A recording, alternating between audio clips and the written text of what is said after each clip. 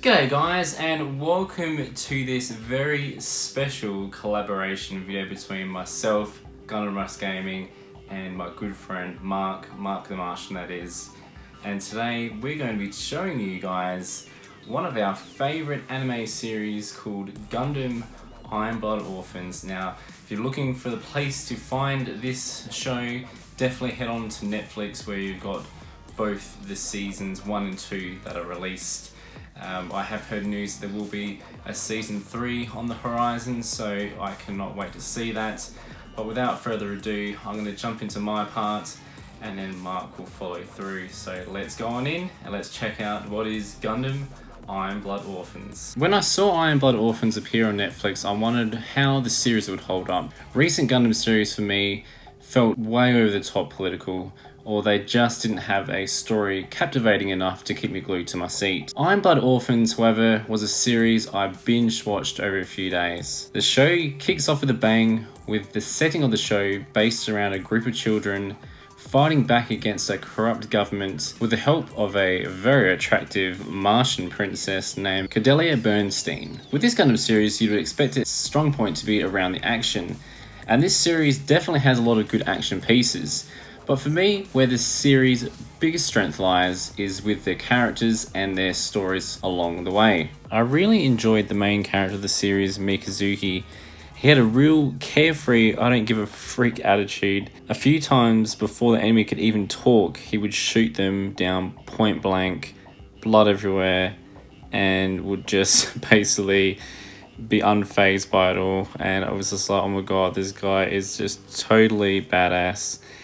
Mikazuki had basically been a test subject as a child with a lot of other orphans, and this gave him these special abilities in able to pilot the Gundam, the Barbados, and with incredible power. And I thought this was really cool. It showed a true relationship between Mikazuki the pilot and the Gundam itself. Rather than the Gundam being overpowered like in previous Gundam series, it was Mikazuki's skill that made the Gundam truly work, and him, be that great pilot that he was in this series. Another great character I really liked alongside of Mikazuki was Orga. This big, tall, strapping, handsome man and a good friend of Mikazuki. He essentially is the guy in the anime series that sets up the battle plans and is a true leader. If you're ever looking for someone who's what is a leader, Orga from Blood Orphans is definitely that. That the character, he's the character that inspires the other orphans to rise up against this corrupt enemy. So yeah guys, if you're looking to get into Gundam, or you're looking for that new anime series to check out, I highly recommend Blood Orphans Gundam. There's none of that PC stuff in this TV series. It's just that down back to basics, old school storytelling, which I absolutely love. Full of action, full of it's just a roller coaster of emotions in this series. You'll have moments of excitement, moments of almost anger, moments where you're just thinking what is going to happen next, and moments of sadness even as well. You just get so attached to characters, and it's just one of those gem among gems, as my friend Mark The Martian would say. It's definitely a gem among gems. It's just truly an inspiring story of how when people band together, we can rise above the corrupt governments and empower on through and live a happy and prosperous life where we can. So for me guys, Blood Orphans Gundam is a series that everyone should check out, and I'm so happy to see this Gundam series, and to hear things from my good friend Mark about how he's now watching another Gundam series, and it's got him really into what is essentially been my love for many years now, Gundam. And I hope that with you guys maybe checking out Blood Orphans on Netflix, that you too might join in the love that is Gundam, And the more people that get into Gundam, the happier I'll be. They'll continue making more anime series and games and everything alike. So for me, guys, it's definitely a no-brainer. Definitely go check it out. And now I'm going to hand it over to Mark. And I just want to say, before I go, guys, I'm going to let Mark sign this video out. It's just been such a pleasure, Mark, to have you a part of this little project. And I hope we will do a lot more collabs in the future. But guys, if you haven't subscribed to my friend Mark The Martian, I highly recommend doing it. But without further ado, let me throw over to Mark, where he's going to talk about his part of Iron Blood Orphans. Greetings, this is Mark The Martian, broadcasting from my spaceship full of beautiful ladies, somewhere near the planet Mars. I want to say a big thank you to my man Gundam Russ for having me on this episode, and a big thank you to Russ for introducing me to this amazing show called Iron-Blooded Orphans Mobile Suit Gundam. Man, it's the best thing I've seen in ages. I mean, this show has balls. The kind of balls I wish we could have in Star Wars and a lot of our other current stories. But no, this show is gritty. One of the first episodes, we meet all our main characters. They're on the planet Mars, and humans are on Mars in the future, which right away that had me hooked, being Mark the Martian. And then in one of the first episodes, we see the main character, Mikazuki, just gun somebody down with his pistol in cold blood.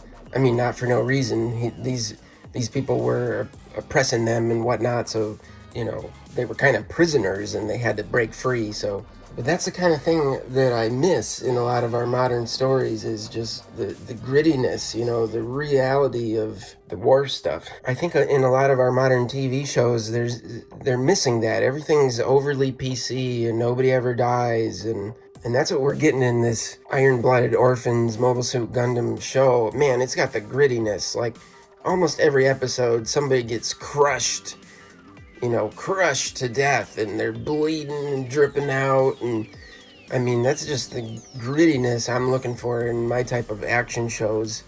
And it's jam-packed with philosophy too.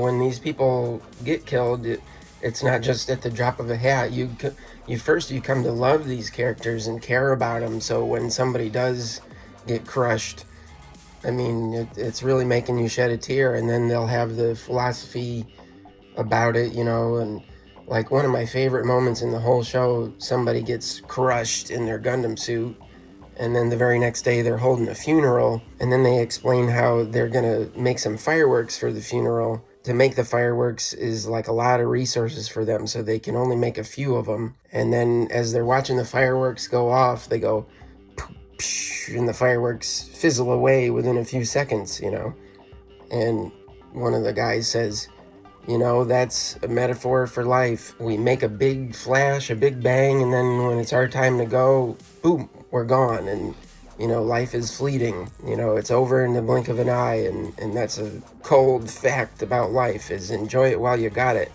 That scene was really deep for me. I shed a tear right there for sure. And then, of course, one of my other favorite things about it is that it's got plenty of anime ladies. In one of the first episodes, one of the characters, he's a soldier, he's going to battle, putting his life on the line, and he says a quote, something like, "When I die, I wanna be nuzzled in between some big breastises." Or something like that. And that reminded me so much of something my grandpa used to say. He used to say, "When I die, I want to go to a land where I'm walking in a field of boobs and cheeseburgers." And I thought, that sounds pretty good. I'd like to go to a place like that too. Yeah, thank you again, Russ, for introducing me to the show. It really was one of the best shows I've seen in a long time. I recommend it to everybody, even if you've never heard of Gundam before. I mean, this is just really good storytelling, and I think that everybody could enjoy this, so go check it out, guys. And with that, this has been Mark the Martian, broadcasting from my spaceship full of beautiful ladies, orbiting the planet Mars. I'll turn it back to you, Russ. Well, there we have it, guys. Hope you enjoyed this collaboration between myself, Gundam Russ, and Mark the Martian, talking about Iron Blood Orphans Gundam. Had a lot of fun doing this, and I highly recommend, like I said before, guys, checking out this anime series. I'm sure you guys will not be disappointed at all. With that being said, guys, please go check out Mark's channel. If you haven't subscribed to him, please do. I'd love to see some of my fan base, go over to his channel. That'd be awesome. And if you're new to this channel and you've just come across this and you want to give me some love as well, please by all means hit that subscribe button. It'd be much appreciated. Alright guys, this is Gundam Russ signing out. See you later.